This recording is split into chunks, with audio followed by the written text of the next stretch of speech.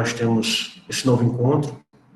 E semana passada, a nossa disciplina, nós conseguimos analisar as normas jurídicas, e nessa análise das normas jurídicas, nós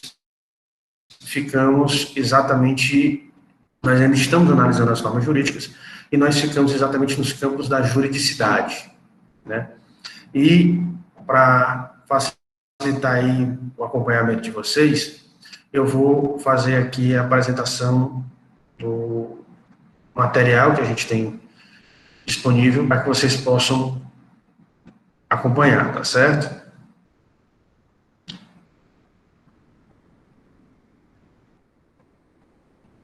Então, vamos lá. Bem, e aqui nós temos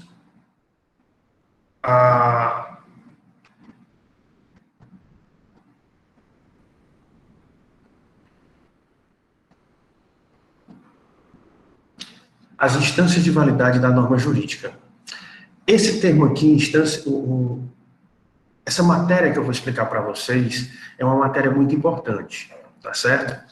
E o que que acontece nessa matéria?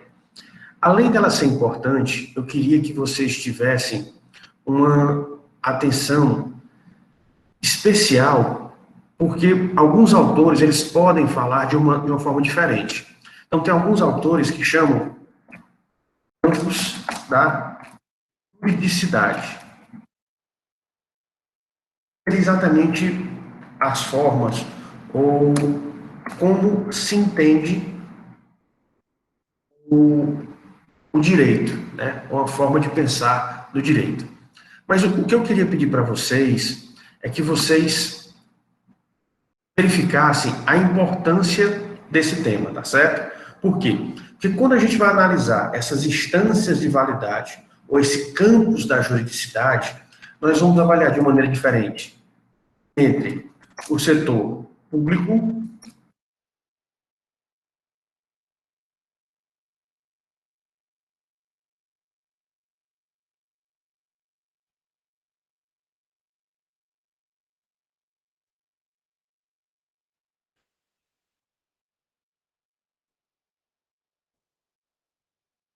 Então, você analisa de uma maneira diferente o setor público, de outra forma, o setor privado. E aqui eu queria que vocês prestassem muita atenção nesse ponto, porque o que acontece? Se nós lembrarmos do fenômeno jurídico, a gente vai tentar entender essa situação de uma maneira diferente, tá certo? Como?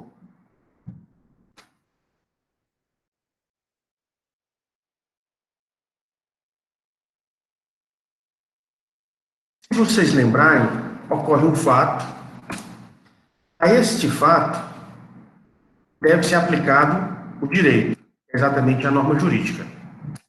Essa norma jurídica, a gente sabe o que é que deve ser feito. E no direito nós chamamos de prestação. Mas sempre vai acontecer aquilo que a gente espera de todo mundo? Não, né? Tem pessoas que fazem aquilo que é esperado e tem pessoas que não fazem aquilo que é esperado. Por isso que no fenômeno ele coloca o conectivo ou, porque a pessoa tem a opção de fazer o certo, mas não quer dizer que todos vão fazer o certo. Então, alguns podem fazer o certo e outros podem fazer errado. Então, por isso que existe a não prestação. Exatamente isso, é essa opção de você fazer o certo ou errado, que está ligado à instância de validade, ou ao campus da juridicidade, né? Para que vocês entendam, você se depara com qualquer situação. Quando você se depara com uma determinada situação, você tem a possibilidade ou de fazer o certo ou de fazer o errado. Cabe a vocês decidirem. Isso todo ser humano, tá certo? Cabe a todo ser humano exatamente fazer o que é certo e o que é errado. Então, quando você ocorre um fato,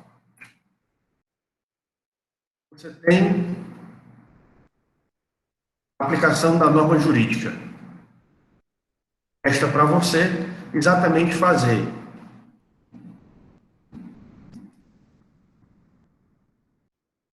a prestação ou a não prestação. A prestação é aquilo que é certo.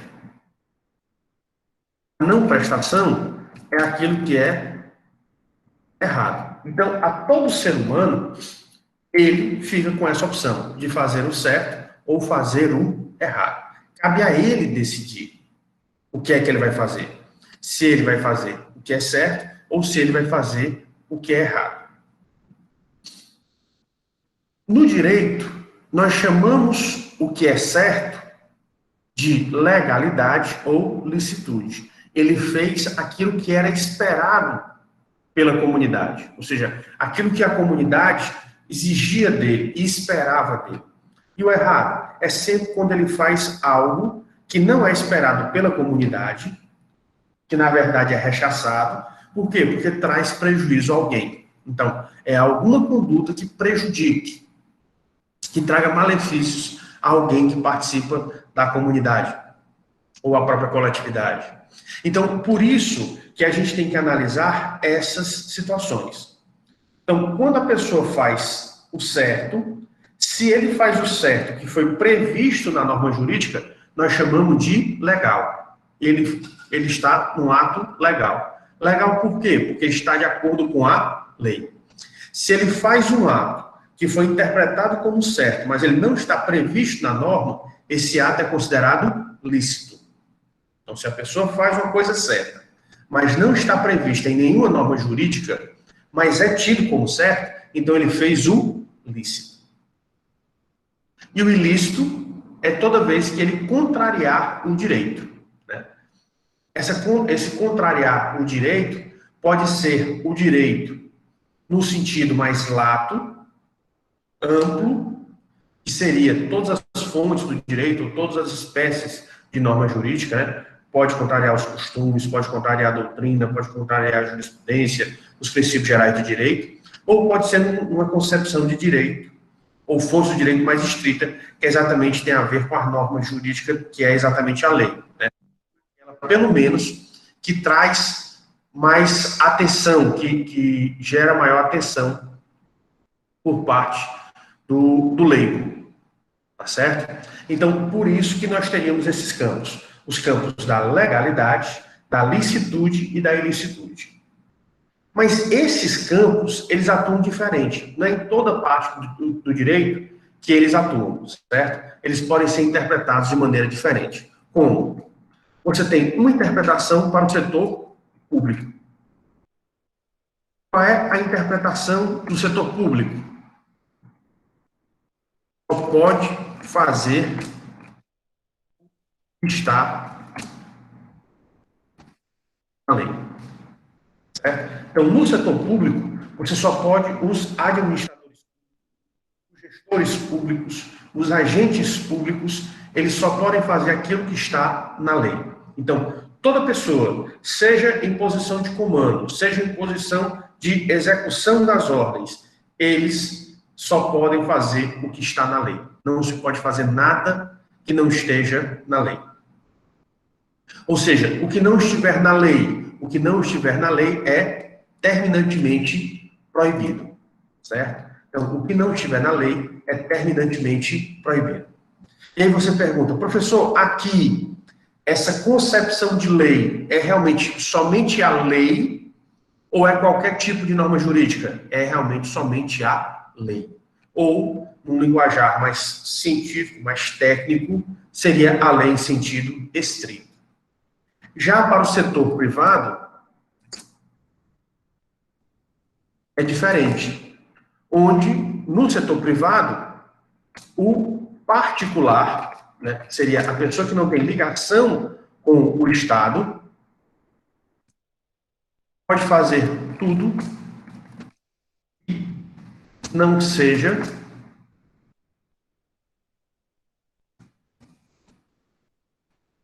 proibido pelo direito. Certo? Então, no setor privado, a ideia é diferente. Onde o particular, ou seja, a pessoa que não faz parte do Estado, é uma estrutura extra, fora do Estado, ele pode fazer aquilo que ele quiser. Por quê? Porque vigora a liberdade, né? Então, no setor privado, o que vigora, o valor que vigora realmente é o valor liberdade, o princípio da liberdade. Então, você é livre para fazer o que quiser, desde que você não prejudique o outro. Por isso que diz que o particular ele pode fazer tudo que não seja proibido pelo direito. Cuidado aqui, porque alguns autores vão dizer que não seja proibido pela lei. Hoje em dia não tem mais essa interpretação. É que não seja proibido pelo direito. Direito aqui no sentido lato, ou seja, de qualquer norma jurídica existente e aplicável. Essa norma jurídica pode ser oriunda dos costumes, pode ser oriunda da doutrina, pode ser oriunda da jurisprudência, pode ser oriunda dos princípios gerais do direito. Essa norma não se limita somente à lei, pode ser qualquer tipo de norma jurídica. Então, se não está proibido pelo direito, o particular ele é livre para ele fazer aquilo que ele bem entende. Então, essa liberdade aqui é chamada de liberdade, não é aquela liberdade que vocês viram anteriormente, né? É a liberdade chamada liberdade qualitativa.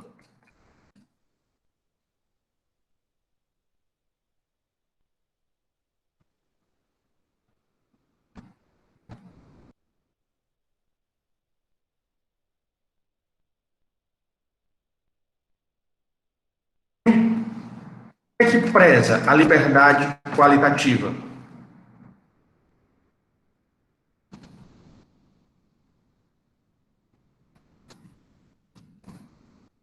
A liberdade qualitativa é aquela que preza por dar a liberdade às pessoas, mas esse sentimento de liberdade, ele vem junto com o sentimento de segurança.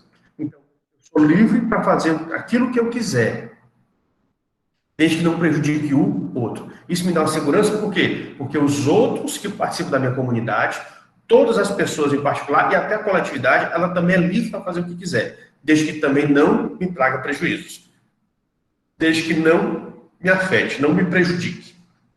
Então, por isso que no setor privado vigora essa liberdade, nesse grau de liberdade maior. Até porque o particular, o ser humano, ele tem essa necessidade, né? O sentimento de liberdade, o valor liberdade para o ser humano é um valor altíssimo. Quando você começa a estudar esse valor liberdade, você começa a compreendê-lo em vários aspectos. Então, ele não tem só uma dimensão, ele tem várias dimensões, ele tem vários aspectos. E o ser humano ele tem essa necessidade de ir além, né?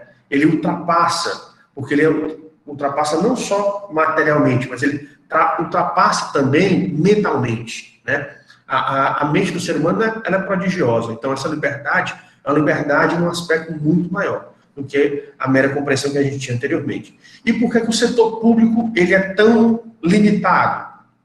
Ele é tão fiscalizado, ele é tão podado, ele é tão controlado, porque o poder público, se vocês lembrarem lá da ciência política,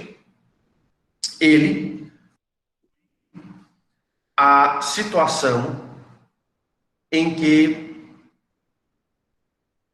o administrador público, ele tem uma coisa chamada de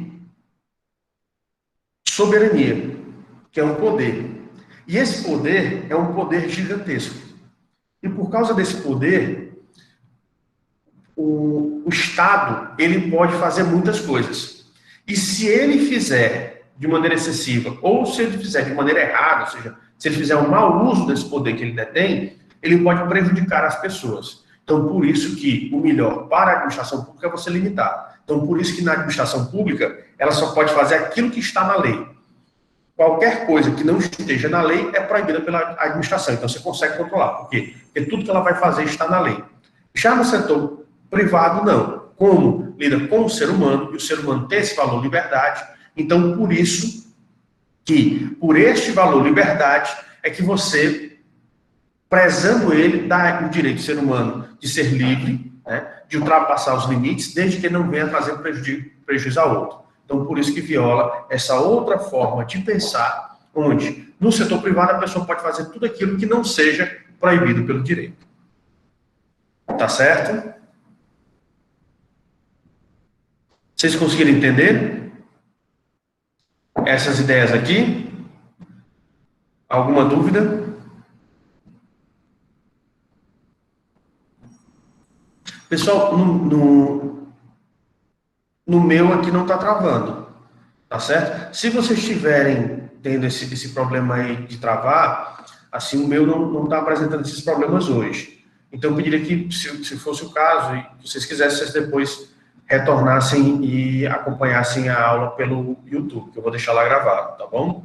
Mais tarde, sempre quando eu estou fazendo, eu coloco a gravação e coloco em estreia, porque todas as pessoas que estão inscritas e têm a notificação lá, eles recebem e podem, já sabem que o seu vídeo está no YouTube, e aí você já pode assistir quando vocês quiserem, tá certo? Pode perguntar, Emar. Professor, eu queria entender na parte se não está prevista na norma jurídica ou não está prevista no direito, na parte lícita e legalidade. Não entendi bem essa parte que o professor estava explicando. Você pode repetir um pouquinho, por favor? Na parte de direito, que o professor disse que não é nas normas jurídicas, mas sim que é no direito, que não é prevista no direito. Porque o professor falou numa diferença entre direito, que não, na lei, que não é prevista, que alguns autores falam que não é prevista na lei, e sim que é no direito. Então eu não entendi essa parte, essa relação. Ah, tá certo, entendi agora. É porque é o seguinte, por isso que eu falei para vocês a situação da interpretação dos autores. Por quê? Pelo seguinte, quando você fala lei, você pode falar lei realmente no sentido estrito, se referindo somente a uma espécie, que são exatamente as leis. As leis que são aqueles atos que são feitos pelo poder legislativo. Ou você pode falar lei num sentido mais amplo, se referindo a qualquer tipo de norma jurídica. Por quê? Quanto à origem, ou quanto ao local onde nós podemos encontrar as normas jurídicas, nós temos 5 tipos de normas jurídicas. Quais são esses tipos? A lei e a Constituição, os princípios do direito, a doutrina, a jurisprudência e os costumes. Então, quando você fala lei, você fala só de uma espécie e esquece as outras 4. Tá certo? Que é exatamente o caso do setor público. No setor público, o administrador só pode fazer aquilo que está na lei. Ele não pode seguir a jurisprudência, ele não pode seguir a doutrina, ele não pode seguir os princípios do direito, ele não pode seguir as outras espécies normativas. Por quê? Porque ele está limitado pela lei. Essa é a visão. Hoje em dia as pessoas acham que pode até seguir o princípio, né? O princípio ele é uma norma hoje em dia especial que ele precisa seguir também, né? Não seria somente a lei, mas seriam somente essas 2 espécies. As outras 3 não pode, tá certo? E por que o setor público é feito dessa forma? Porque ele tem a soberania e por causa dessa soberania é que ele teria essa limitação. No caso do setor privado, a proibição não viria somente da lei, ela vem de qualquer norma jurídica. Então, no setor privado, quando a pessoa tem uma maior liberdade, ele tem que ter consciência que em nenhum momento ele tem autorização para prejudicar ninguém. Então, como ele não pode prejudicar ninguém, ele não pode, no caso, transgredir, ele não pode violar, ele não pode ferir nenhuma norma jurídica. E quais são essas normas jurídicas? São exatamente aquelas que eu mostrei para vocês.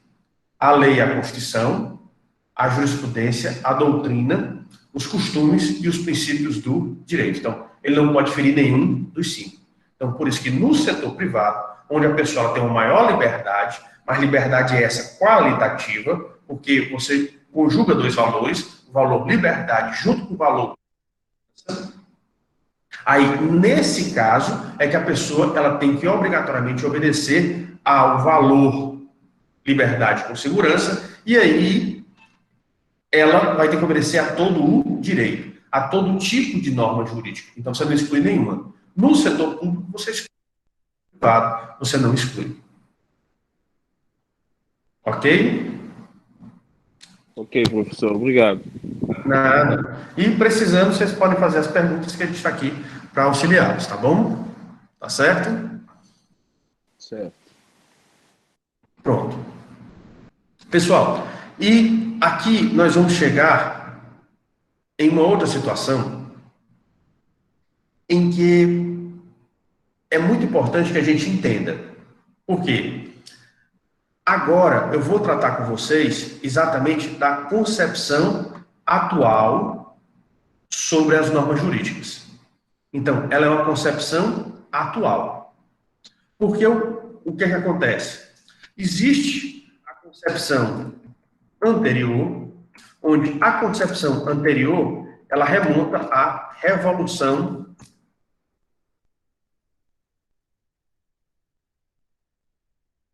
Francesa. Certo? E aí o que que acontece nessa Revolução Francesa?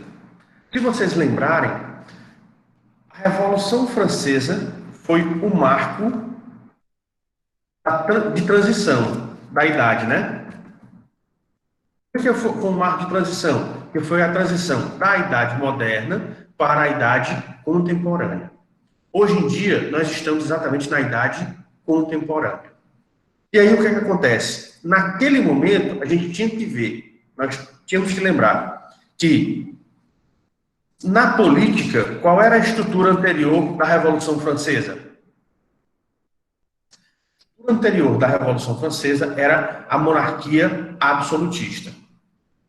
E o termo está dizendo, monarquia era o governo de uma só pessoa. Quem era essa pessoa? O rei.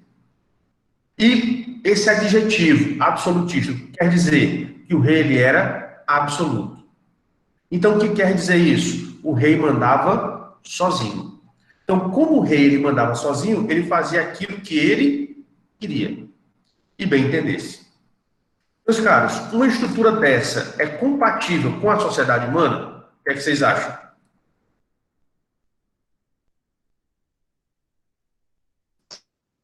Eu acho que não. Muito bem. A história comprovou que nenhuma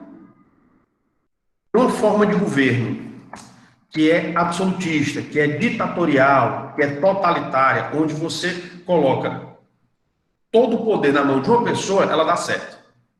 Por quê? Porque essa pessoa, que é igual aos outros, ela acaba se achando maior e daí a situação, ela vira, né? Então, você nunca pode deixar que todo o poder do Estado, que já é gigantesco, ele fique na mão de um único ser humano. Então, por isso que surgiu o princípio da separação dos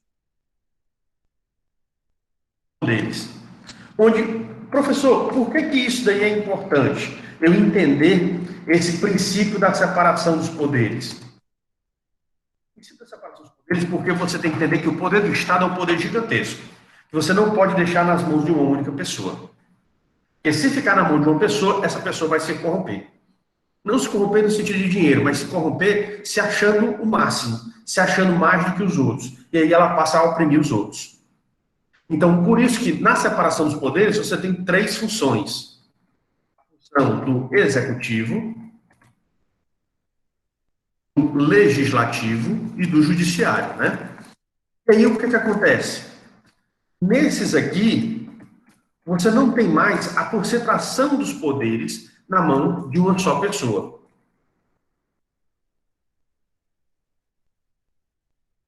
Agora, esse poder, que é exatamente a soberania, ele se torna um poder compartilhado. O que quer dizer isso, um poder compartilhado? Porque no executivo, realmente, o poder executivo ele é entregue na mão de uma só pessoa. Ele é um poder unipessoal, que é o chefe do governo, né? E quem seria? Exatamente, no caso do presidencialismo, aqui no Brasil, o presidente. Mas o legislativo ele não é entregue a uma só pessoa. Ele é entregue aos parlamentares. E aqui no Brasil nós temos, quem são os parlamentares federais? Nós temos de dois tipos, né? Os deputados federais e os senadores. Nós temos 513 deputados federais e 81 senadores.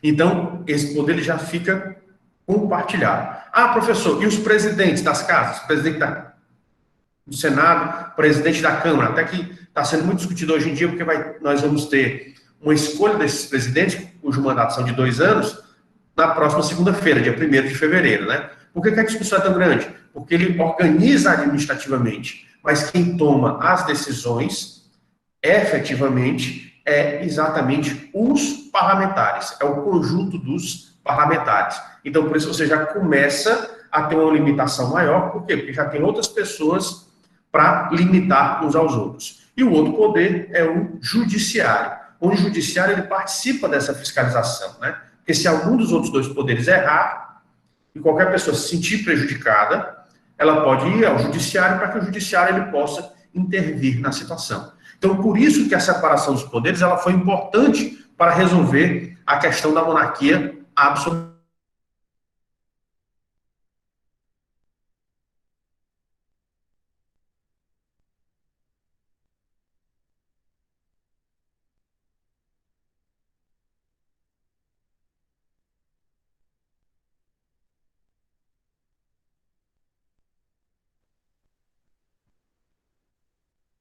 Pronto, retornamos. Então, no âmbito jurídico, nós temos uma coisa importante, tá certo? Lucas travou, mas agora já retornou, tá certo? E eu dei a pausazinha para a gente retornar. Então, só retornando aqui. Na parte jurídica, é importante por quê? Porque quem fazia as normas, que na época as normas eram decretos, porque é aquilo que foi decidido pelo rei,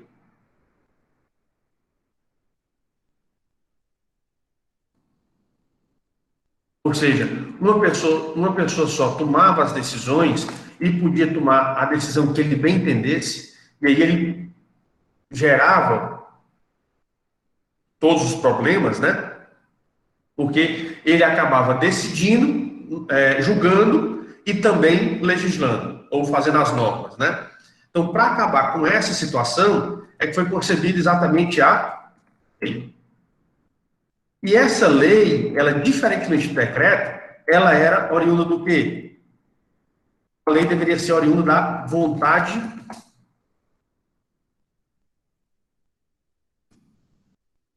povo, certo? Então, essa lei, ela era diferenciada porque ela deveria estar de acordo com a vontade do povo. Ela não podia mais passar pelas mãos do governante. É tanto que se criou um outro poder, ao qual esse poder foi chamado de poder legislativo, né? Daí o nome, é o poder de fazer as leis. Poder legislativo. Então, nesse momento, você percebe que, pela visão anterior à Revolução, existia um determinado modelo. Quando houve a Revolução Francesa, o mundo se transforma, pelo menos o mundo ocidental, o mundo europeu, ele se transforma e passa a pensar de outra forma, né? Pelo menos o europeu e americano, que é o mundo ocidental, ele passa a pensar de uma maneira diferente. E aí ele passa por uma série de transformações. E nessa primeira transformação, o que é que se pensa, o que é que se acha? Que a lei era a solução de todos os problemas. Por quê? Porque a norma iria deixar de ser feita por uma só pessoa, que era exatamente o rei, e iria passar para os legisladores, pessoas escolhidas para o povo e que trabalhariam para o povo. Ok. Mas eu pergunto a vocês, vocês acham que os legisladores, eles continuam dessa maneira, trabalhando somente para o povo e só pensando no povo?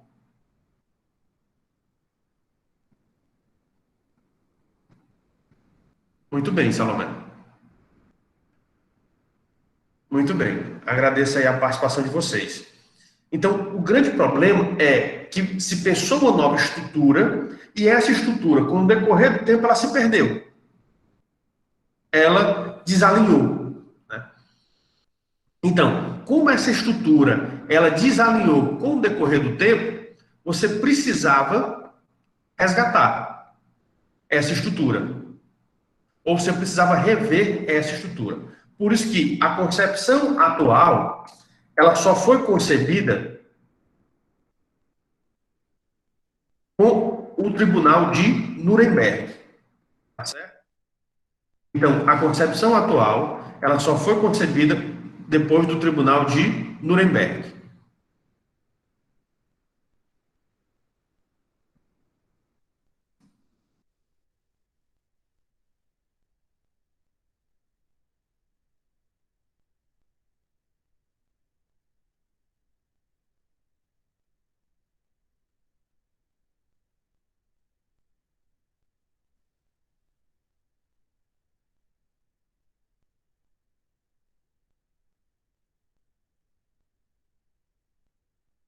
Pessoal, e quem que lembra que acontecimento foi esse do Tribunal de Nuremberg?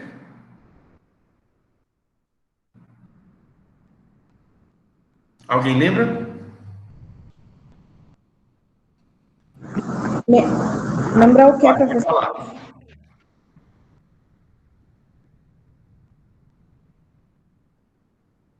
Tribunal de Nuremberg.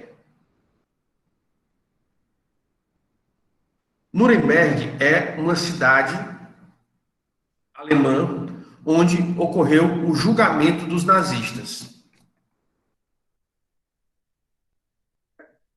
Então, lá ocorreu exatamente o julgamento dos nazistas. E por que que isso daí foi importante? Porque nessa época do julgamento dos nazistas, ocorreu uma discussão muito forte. Por quê? Os nazistas, quando eles mataram judeus, quando eles mataram ciganos, quando eles mataram negros, quando eles quiseram fazer a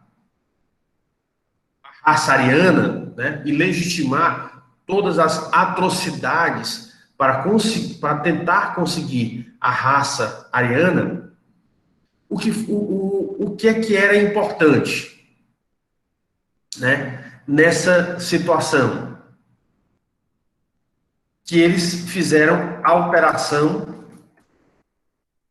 às leis. Eles alteraram as leis.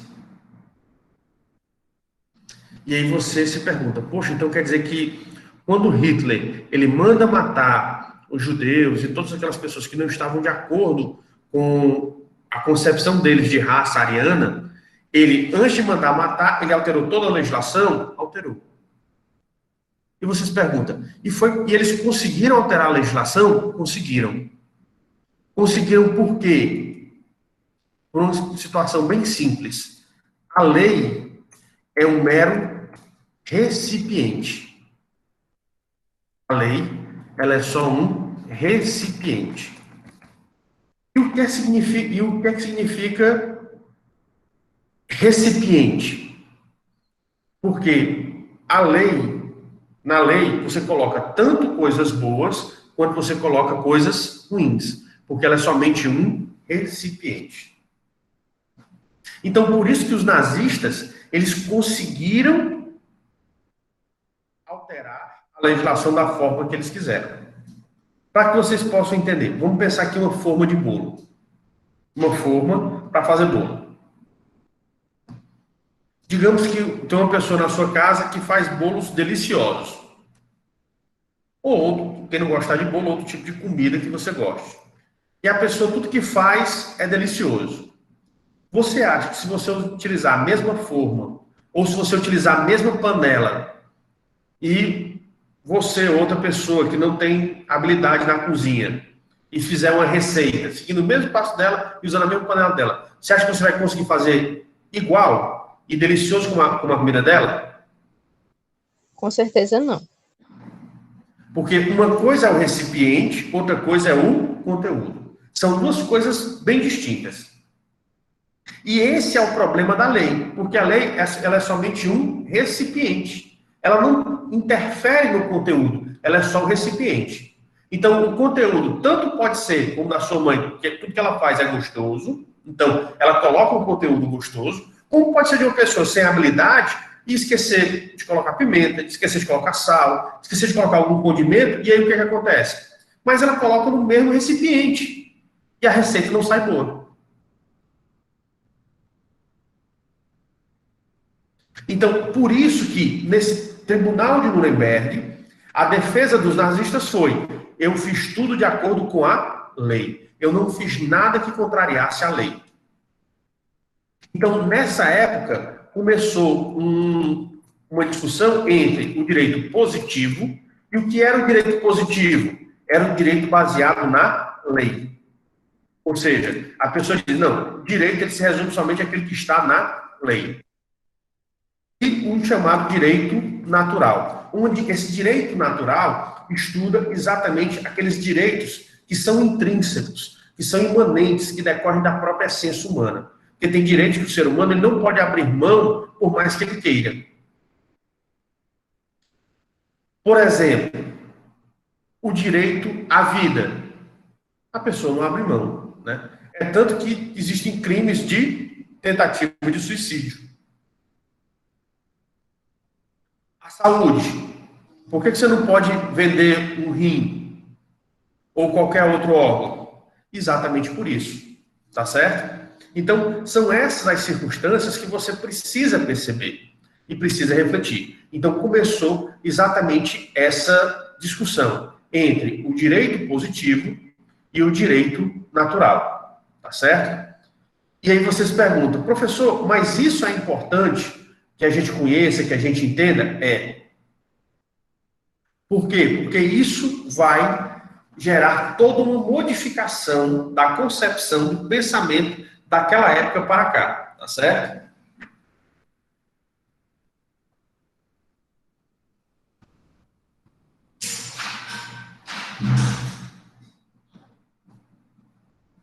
E aí o que acontece nessa situação?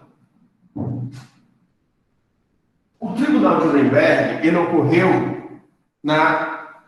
em 1945, de 1945 em diante, né? Ou seja, na década de 40. Na década de 40 do século 20. Então você percebe que de lá para cá já ocorreram várias mudanças. Então, essa concepção que nós estamos discutindo de norma jurídica, ela veio de lá para cá. Por quê? Após o Tribunal de Nuremberg, os nazistas eles foram condenados. Então, no Tribunal de Nuremberg ficou estabelecido que o mais importante não eram as leis, não eram as normas formais, não eram as formas, os recipientes. O mais importante são os conteúdos. E quais são as normas que têm conteúdo? As normas que possuem conteúdo são exatamente as normas principiológicas, ou seja, os princípios. E eu faço um desafio aqui a qualquer um de vocês.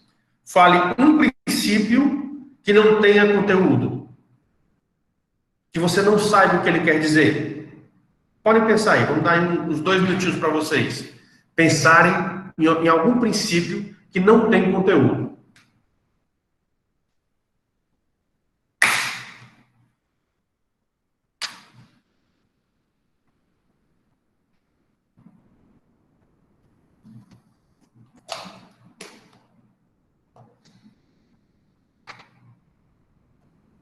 Vocês conseguiram pensar em um princípio que não tem conteúdo?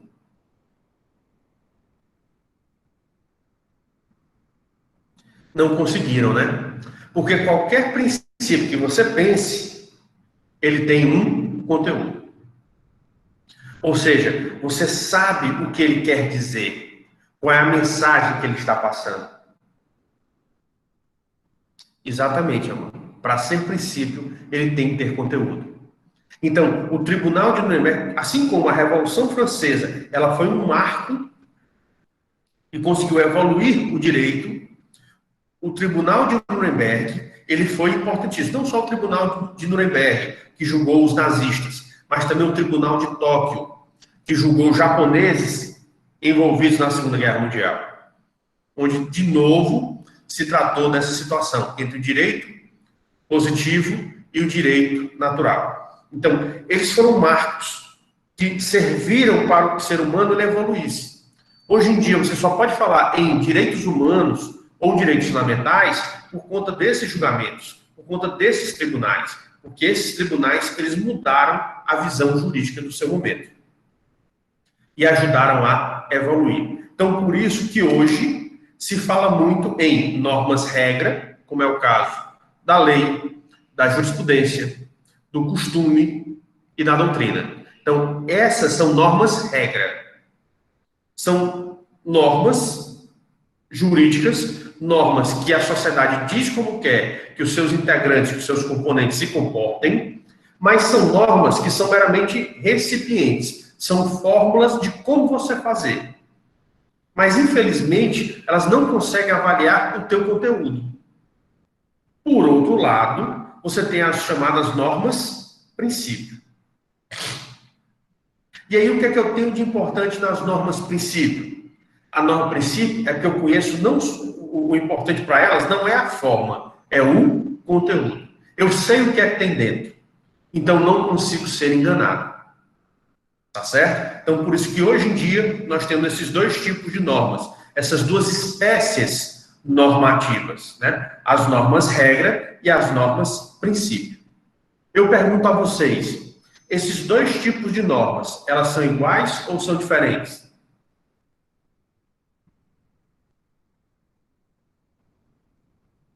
O que é que vocês acham? A norma regra e a norma princípio, elas estão em pé de igualdade ou uma é mais importante do que a outra?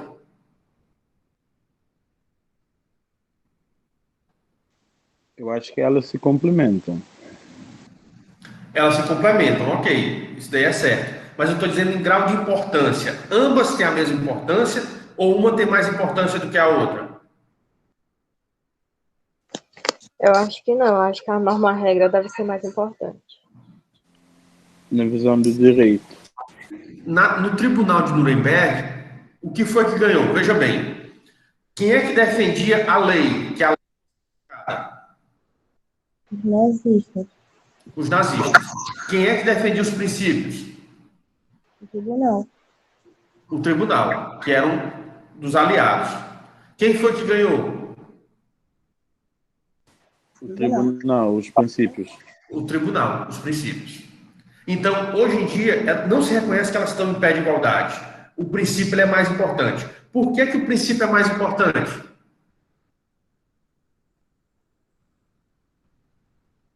Será que porque tem conteúdo, é? Porque você conhece o conteúdo. Qual é o mais fácil de você manipular? Digamos, um governante, uma pessoa de poder dentro do Estado. O que é mais fácil ele manipular? É mais fácil ele manipular uma norma-regra, ele manipular a lei ou ele manipular um princípio? Creio que numa norma-regra, professor. Exatamente. Por quê? Porque como a norma-regra é um recipiente, é aquilo que eu falei para vocês. Ele pode colocar dentro desse recipiente tanto coisas boas, como também ele pode colocar coisas ruins, coisas prejudiciais, coisas que vão prejudicar as pessoas. E já o conteúdo, a norma princípio, como ela tem conteúdo, é mais difícil de você alterar o conteúdo. E até quando as pessoas percebem que está se tentando alterar o conteúdo, as pessoas começam a se revoltar. Elas começam a se manifestar. Então, por isso que hoje em dia vigora mais a norma princípio. E aí vocês ouvem muito falar da expressão direitos humanos, não ouve? Falar da expressão direitos humanos? Sim. Essa expressão de direitos humanos, nos direitos humanos, você tem mais normas regra ou normas princípio? Por exemplo, direito à vida. Direito à vida é algo que você não conhece ou que você conhece? É algo que a gente conhece. Você conhece, você tem ideia do que seja o direito à vida. Então é um princípio. Dignidade da pessoa humana. Você tem noção do que seria dignidade? De como a pessoa deve ser tratada? Você pode não saber traduzir, você pode não saber explicar, mas a ideia do conteúdo você tem. E se uma pessoa estiver tentando traduzir e não estiver traduzindo da forma como você pensa, que você interpretou, você sabe dizer, ó, aqui você está errando. Ou você está errando para mais, ou você está errando para menos. Por isso que as normas mais importantes são as normas princípio. Eu vou repetir. As normas mais importantes de qualquer estado são as normas princípio. E essas normas princípios são o que a gente chama de direitos naturais, né? Tá tendo outra zoada, me perdoe, é porque confundiu essa zoada confundiu, eu não consegui distinguir direitinho a sua voz. Você pode repetir, por favor? Eu pergunto se essas normas princípios são o que a gente chama de direito natural. O direito natural, você não pode dizer que todas as normas princípios são direito natural, mas o direito natural, que depois evoluiu para direitos humanos ou direitos fundamentais, ele é composto basicamente por princípios. Porque o importante é isso, que o ser humano ele saiba qual é o seu direito, ele saiba o conteúdo daquilo que ele merece receber do Estado e daquilo que ele merece ser respeitado em relação ao outro. Então, por isso que não são todos os princípios não são do direito natural, mas o direito natural, os direitos humanos, eles são compostos em grande parte por princípios. Tá certo?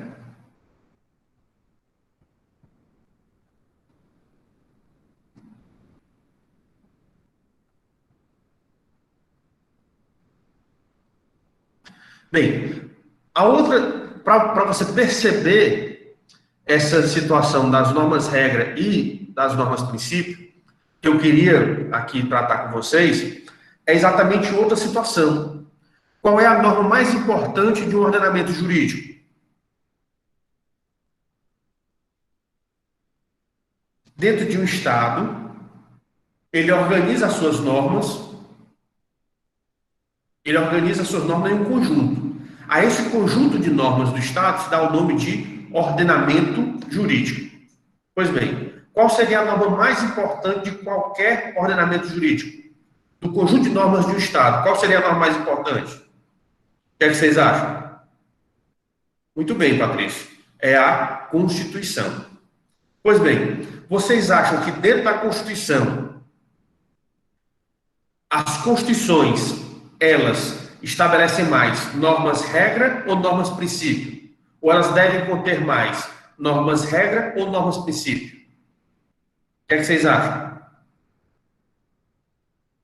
Muito bem, Patrícia, acertou de novo. Então, a Constituição é a norma mais importante de qualquer Estado e, dentro da Constituição, as normas que deveriam estar na Constituição são exatamente as normas princípios. Porque o princípio, ele dá a diretriz daquilo que deve ser feito. Ele dá os nortes. E depois, o restante das normas vão preencher esse norte. Vão preencher as atividades. Como é que essas atividades, ou seja, como é que a intenção do constituinte, ela vai se realizar na prática. Tá certo? Então, por isso, é importante que a gente entenda que, hoje em dia, nós temos as normas princípios e as normas princípios, elas são mais importantes do que as normas regras. Tá certo? Agora é importante. Professor, então nós percebemos que as normas regra são mais importantes, aliás, que as normas princípio são mais importantes do que as normas regra. Mas você pode esquecer as normas regra? Eu não vou mais nem considerar a norma regra? Não. As normas regras continuam a ser importantes, mas desde que essas normas regra estejam de acordo com quem? Com as normas princípio.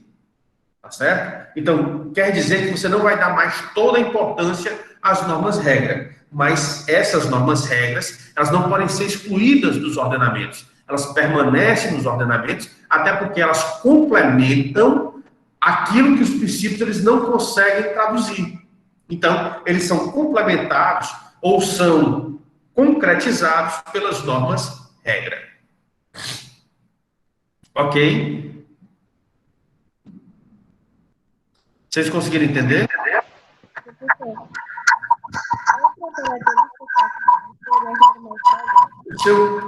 Tá com algum barulho aí e eu não estou entendendo o que você está falando. Me perdoe. Você pode escrever? Você poderia escrever que eu através aqui do chat, eu respondo.